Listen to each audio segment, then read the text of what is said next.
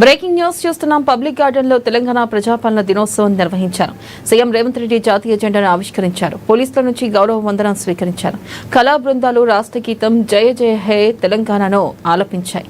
అంతకుముందు gun park లో అమరవీరులకు సీఎం నివాళులర్పించారు.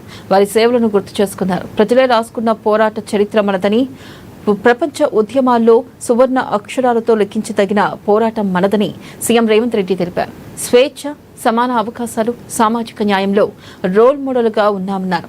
ఉన్నత చదువుల ద్వారా మన యువత సత్తా చాటాలని సీఎం రేవంత్ రెడ్డి యువతకు పిలుపునిచ్చారు.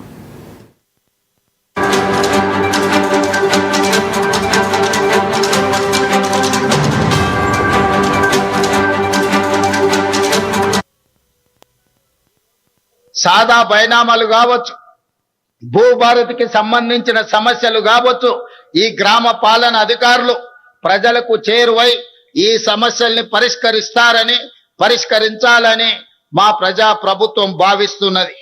అదే విధంగా ఇందిరమ్మ ఇళ్ల నిర్మాణాలు గ్రామాలలో పేదల ఆత్మ గౌరవానికి ప్రతీకలు. కొత్తగూడెం జిల్లా అశ్వరావుపేట నియోజకవర్గంలోని బెండాలపాడు గ్రామంలో ఇందిరమ్మ ఇండ్ల గృహ ప్రవేశ మహోత్సవంలో పాల్గొన్నప్పుడు ఆ పేదల కళ్ళల్లో చూసిన ఆనందం నాకెనలేని సంతృప్తిని, సంతోషాన్ని అందించింది.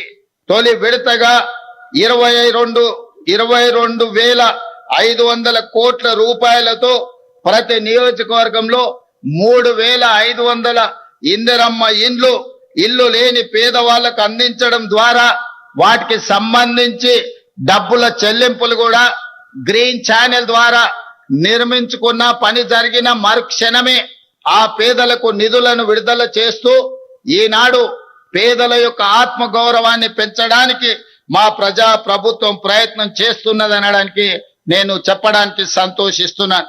అదే విధంగా మిత్రులారా, తెలంగాణ అంటే దేశానికి ఆదర్శంగా నిలిచిన అన్నదాతలే కాదు, పేదలకు ఆకలి తీర్చే సన్న బియ్యం పథకం కూడా.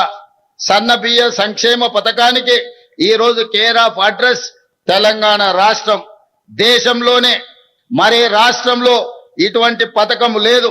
రాష్ట్రంలోని 3,10,00,000 మంది పేదలకు సన్న బియ్యం అందించడం ద్వారా ఆత్మ గౌరవంతో బ్రతికి ఆ సన్న బియ్యంతోనే తమ సంటి పిల్లలకు తినిపించే పరిస్థితి ఈ రోజు సాదా పరిణామాలు